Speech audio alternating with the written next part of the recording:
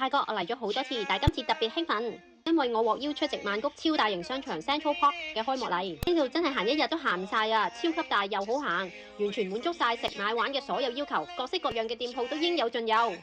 當然就梗係唔少得參觀泰國手信店啦 ，Good Goods、Handcraft、CTM 全部都好吸睛。